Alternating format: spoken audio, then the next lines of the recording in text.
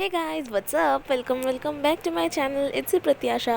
তো আজকে আমি তোমাদের শেখাবো কী করে চিকেন চাপ বানাতে হয়। তো আমরা এখানে নিয়েছি গোটা গরম মশলা, চার মগজ, কাজু, গোলাপ জল, তারপর এখানে আমরা নিয়েছি হচ্ছে গিয়ে পোস্ত, আর হচ্ছে গিয়ে আমরা আমরা এটাও নিয়েছিলাম, আমরা গোলাপ জলও নিয়েছিলাম আর টক দই নিয়েছিলাম। টক দই তোমরা যে কোনো প্যাকেটের টক দই কিনে নিতে পারো, মিষ্টি দই না, টক দই। আর হচ্ছে গিয়ে গোলাপ জল যে কোনো গোলাপ জল কিনলেই হবে। তো ওটা আমি দেখাতে ভুলে গেছিলাম। তারপর আমরা এখানে পোস্তটাকে ভালো করে গ্রাইন্ড করে নিয়েছি। গ্রাইন্ড করে নেওয়ার পর এর মধ্যে আমরা দিয়ে দিয়েছি কাজু বাদাম। তারপর আমরা এখানে দিয়ে দিচ্ছি চার মগজ। সব কটা চার মগজ দেবো না, কিছু কিছু যেটুকুনি লাগবে আমরা ওইটুকুনি দেবো। আচ্ছা, তারপর চার মগজটা ভালোভাবে দিয়ে দেব। দিয়ে আমাদের না একটা পেস্ট তৈরি হবে, ঠিক আছে। আর হ্যাঁ, আর এই যে টক দই আমরা বলেছিলাম, টক দই, এই যে এই টক দইটা দিয়ে দিলাম, ঠিক আছে। তোমরা যে কোনো টক দই ইউজ করতে পারো, প্যাকেট টক দইও ইউজ করতে পারো, বা টক দই, ঠিক আছে। এবার এটাকে ভালো করে গ্রাইন্ড করে নেওয়ার পর আমরা এখানে নিয়েছি কিছু সবজি, অনিয়ন, গ্রিন চিলি, গার্লিক আর জিঞ্জার, ঠিক আছে। ভালোভাবে কেটে নেব, কেটে নিয়ে ভালোভাবে দিয়ে দেবো। এখানে তোমরা দেখতে পাচ্ছ যে পেঁয়াজের পরিমাণটা একটু বেশি আছে, তোমরা মোটামুটিও রাখতে পারো। আর আদাটা আর রসুনটা একটু কম বেশি অ্যাডজাস্ট করে দিয়ে দেবে, ঠিক আছে।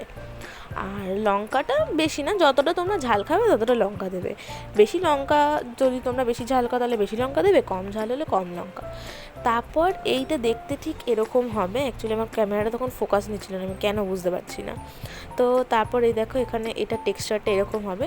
তো এবার আমরা নিয়েছি হচ্ছে গিয়ে চিকেন। আর হ্যাঁ, one thing, please please please ignore my surrounding and ignore my videos, ignore my means the you can understand, because এত লোকের মাঝখানে হয়েছে তোর জন্যে।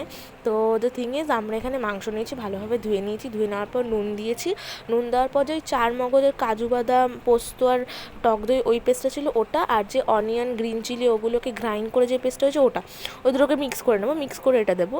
তারপর এর মধ্যে আমরা দিয়ে দিচ্ছি হলুদ, দিয়ে এটাকে ভালোভাবে ম্যারিনেট করবো।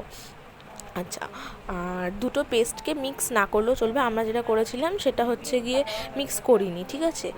আর তারপর এখানে আমরা নিয়েছি এটা আই গেস বিরিয়ানি, না এটা কি মশলা, ওয়েট, হ্যাঁ, তো হ্যাঁ ঠিক, এটা বিরিয়ানি মশলা। অ্যাকচুয়ালি আমি কনফিউজ ছিলাম ওর জন্য। আর এখানে কিন্তু আমরা দিয়েছি ছাতু। হ্যাঁ, আমি জানতাম না যে চিকেন চাপে ছাতু যায়। আমি যখন বানাতে আমি তখন দেখলাম, because I have never observe the processing কী করে বানাতে হয়, আমি শুধু খেয়েছি। তো আজকে আমি প্রথমবার মানে দেখলাম যে ওটাতে ছাতুও যায়। সো এরপর আমরা নিয়েছি রোজ ওয়াটার বা গোলাপ জল, রান্নার যেরকম গোলাপ জল হয়। আমরা এখানে পরে গোলাপ জল অ্যাড করেছিলাম, ঠিক আছে। তো আমাদের চিকেনের পরিমাণ অনুযায়ী মোটামুটি 3 ক্যাপ 3.5 ক্যাপ মতন গোলাপ জল গেছে। তারপর আমরা নিয়ে নিচ্ছি এখানে 3 ড্রপ মিঠা আতর। মিঠা তো তোমরা যে কোনো দোকানেই পেয়ে যাবে। তারপর এইগুলোকে ভালোভাবে মিক্স করতে হবে, উফ। তারপর এখানে নিয়েছি আমরা কাশ্মীরি রেড চিলি পাউডার।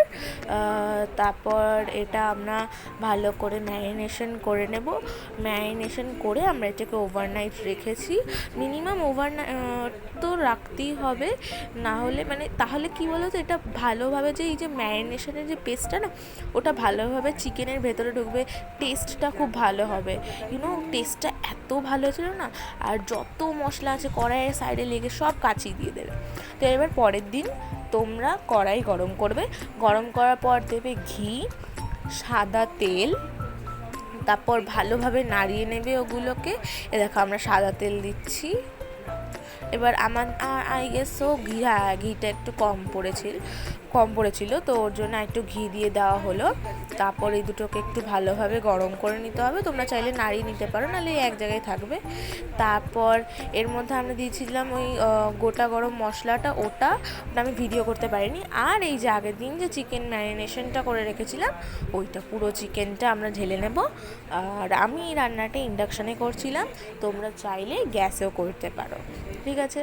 তো তো এখানে আমি একটা ফ্রাইং প্যান নিয়েছিলাম, করে এই যে আমাদের দুটো ছিল, তো দুটোতেই রেখে দিয়েছিল, মানে দুটো হয়েছিল দুটো কন্টেনার, তো দুটো কন্টেনারের চিকেনটাই ভালোভাবে ঢেলে নিলাম।